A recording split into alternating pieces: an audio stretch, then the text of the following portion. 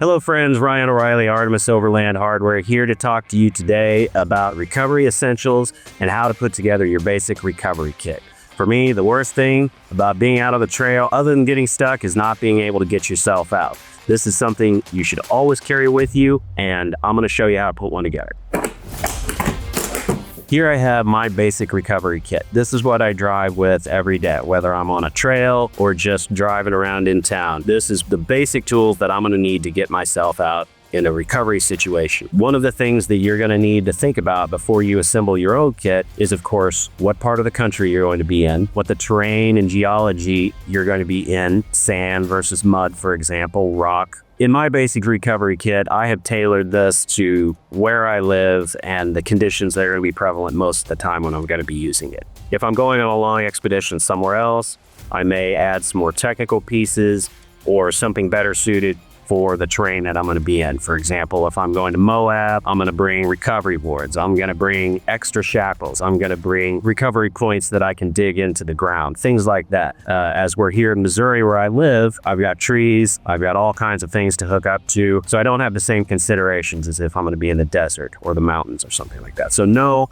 where you're going and really think about the kind of terrain you're going to have available for your recovery pitches. The first thing that you need to really think about is what components you're going to put in your kit, and then test and use those components in your shop or close to home before you're out in the middle of nowhere. Because again, out in the middle of nowhere is no time to learn the basic principles of recovery. So do your research, think about what you're going to be doing and what pieces of equipment you'll need, and make an informed decision before you're out there. Have everything you need or everything you think you'll need beforehand. That way you're not caught making your to-do list while you're still stuck. Now, one of the first pieces of kit that I think you should all pay really close attention to is your owner's manual. It's a simple piece of equipment, comes with every vehicle, or you can find it online if you don't have one for yours. But in this, you are going to have all of your recovery points diagrammed out and shown where the best place to hook up is and the best place to not hook up is. You're also going to get the maximum load forces that you can put on your vehicle's running gear, your axles, your wheels,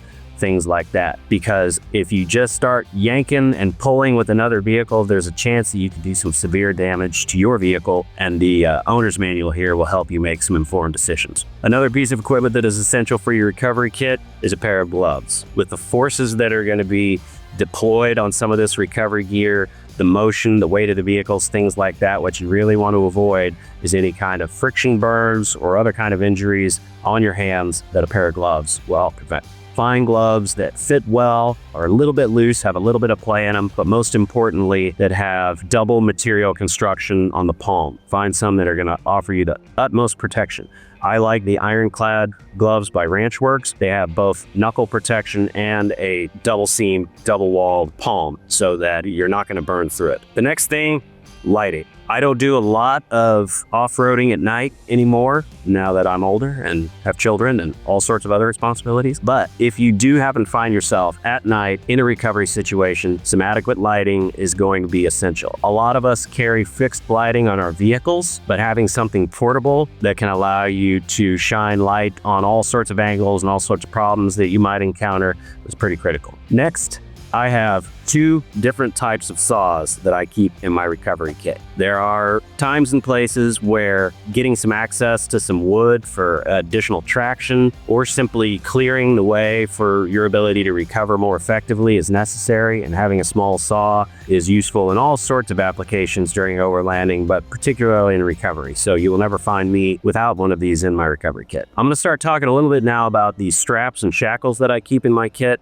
But first, I want to give a short word on safety. All of these straps that I'm going to show you have different strengths at which their engineering has designed them to fail. In other words, you have a certain amount of force up to a point that the engineering team for whoever manufactured your particular device has come up with. And to exceed that, they cannot guarantee that the piece will not fail under load. So what you need to do, if you think of recovery as a system, you have multiple parts within the system, the attachment points, the recovery straps, and then the anchor attachment points. We have a system, a collection of different components all working together to achieve a single outcome. It's critical that you look at each piece within that chain, within that system, and make sure that your braking strength on the components are all roughly about the same. Because if you have 4 different pieces within your recovery pitch, and one of them has a braking load or a braking strength that's half what everything else is, for a recovery system, your weakest piece of equipment in that chain is going to be the maximum strength that your recovery will be able to undergo. I've seen a lot of people get themselves in trouble over the years by having great equipment, all shiny new out on the trail, but they have one piece of equipment that's a lot flimsier than the rest, and the whole system fails because of that one piece. So ensure that everything in your box is both rated comparable to each other and all rated to pull at least twice the weight of your vehicle. First of all, let's talk about attachment points. We went through the vehicle manual and finding the appropriate fixed places on the vehicle to attach.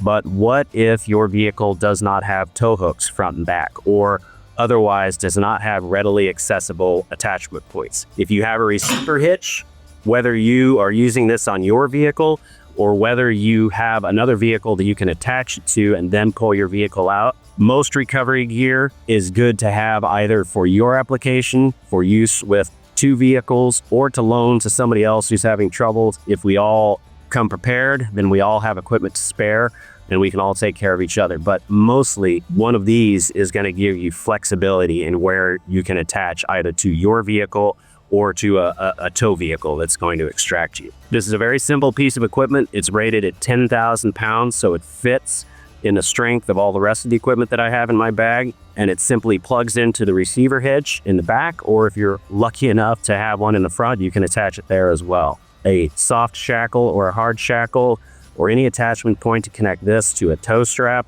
or a kinetic rope, or even a winch cable. Tons of flexibility with this piece of equipment. It rotates, it pivots up and down.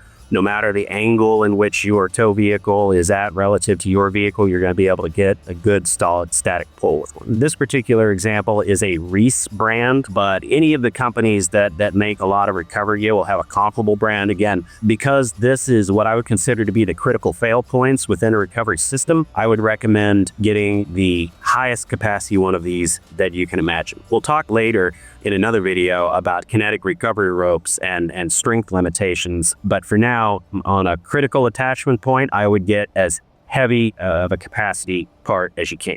Next, let's talk about shackles. There is an ongoing and very contentious debate in the overlanding community about what shackles are most appropriate given a certain situation, but the 2 main examples that you're always going to see are hard shackles and soft shackles. In my mind, very different applications for both. Obviously, you're going to have a stronger load rating with the hard shackles than you are soft shackles, but these particular soft shackles made by Yankum Ropes are listed at their 7/16 diameter, and the maximum braking strength is 45,500 pounds. So people look at these and they think immediately you're sacrificing strength and durability for weight and something that just kind of looks cool. But the reality is, in their own right, soft shackles are big business. They can pull a lot of weight, and they can help you out in a lot of sticky situations, and they weigh a fraction of what the hard shackles do. For the hard shackles, the weight capacity is bigger. We're talking about a braking strength of 4.75 tons for this. But one of these will weigh probably about as much as, I'd say, 20 of these. So again, it all depends on your application, what you're going to be doing. If you're doing an offset pitch versus a direct pitch, a static pull from another vehicle versus self-recovery, all sorts of things. Personally, I like to have both of these. In another video, we're going to show you some different, more complex recovery pitches, but in any case, in a basic recovery kit, I would always recommend carrying both hard and soft shackles. Next, we're going to be taking a look at one of the dumber but more useful pieces of equipment that I carry in my recovery kit. Just a BFH, a big freaking hammer. Whether it's a tool kit or a recovery kit, I would always recommend something like this to carry on the trail. Getting pins out, particularly pins that still have a partial load on them, or one that has been bent or damaged, or if you have a component that's been damaged and is blocking your ability to attach to your vehicle, really any number of situations that'll always carry a big freaking hammer. Next, we're going to talk about attachment points external to the vehicle. We're talking trees, rocks, things like that. I live in Missouri. I do a lot of my overlanding in Missouri. If I'm going to recover from an attachment point, it's going to be a tree, most likely. One of the things that I just absolutely will go to my grave saying is that as overlanders, our responsibility is to protect the environment in which we conduct our activities. If not for everybody else, and if not for the environment itself, don't damage it so that the next time you pass by, you don't have a destroyed tree to look at. I've seen people attach winch cables, for example, small diameter winch cables directly around a tree. And if you know anything from an arborist, if you remove the bark 360 degrees around a tree, that will kill it. And again, one of our biggest responsibilities in my mind is to protect and preserve the environment, the beautiful landscapes that we're able to, have these activities in, because, it's not beyond the Forest Service or the Department of Interior to start shutting down trails due to trail cutting, tree damage, all sorts of things that recovery specifically can contribute to in terms of wearing down the environment. Most of those alpine environments, a lot of the desert environments, they're very fragile, and we have to take good care of them. So using something like a tree strap to wrap around a tree and connect to your cable, to your recovery system, whatever it is in my mind essential. One, it gives you better strength to have this separate attachment point outside of your winch cable or something like that, but it also protects and preserves the trees. I carry 4 tree savers with me of different types. 2 that are mainly used just for tree savers, and then 2 more that have a much greater load rating, mainly because I can use these either as tree savers or as a strap to offset a recovery pitch, or to create a harness to get a pull on both sides of a vehicle, or if I need to try to put a vehicle back onto a roadway, I can use a winch and several of these cables to get it back on the roadway. Really unlimited uses. Tree straps are a very useful component to have. They have multiple uses. Again, we want simple, strong gear and never have a piece of equipment that only has one use. Additionally, with this, we have maximum brake strength of 31,500 pounds and a working load limit. That means a dead pull limit of about 10,600 pounds. So again, well over the weight of the vehicle. Next, we have a simple tow strap. Now note that this is called a tow strap and not a recovery strap. If you try to do what's called a snatch recovery, in other words, a recovery like we would use for a kinetic rope, where you're going to attach a strap between 2 vehicles, back one vehicle up to the stuck vehicle and take a running start at it, do not use one of these for that. You can use it if the strap is fully extended with a load on it, and then you increase force to pull the vehicle out. But of course, in doing that, you only have as much pulling strength as the traction of the tow vehicle will be able to get from a stop to a pulling start.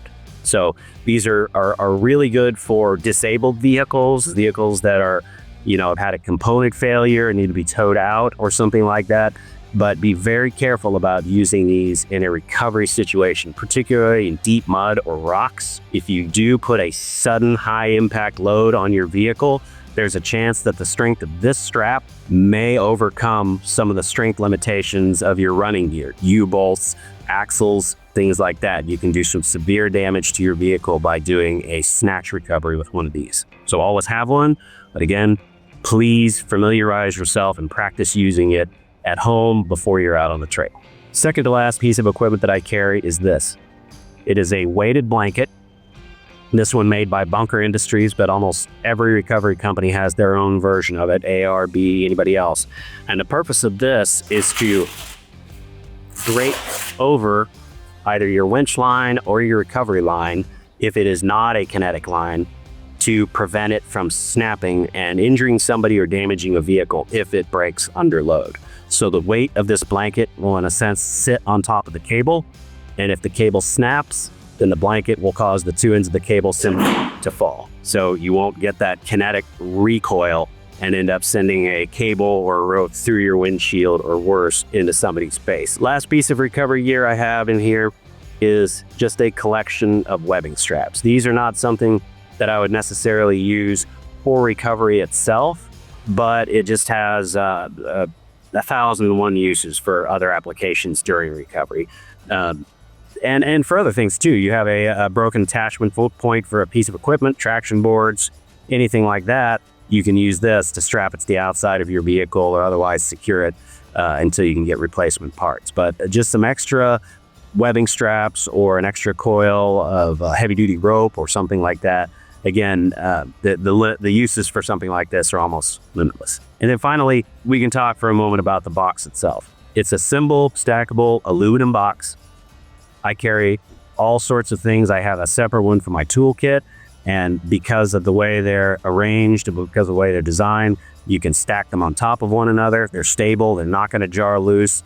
Very rarely are they going to come unnested from one another. It's just a great, robust, lightweight box.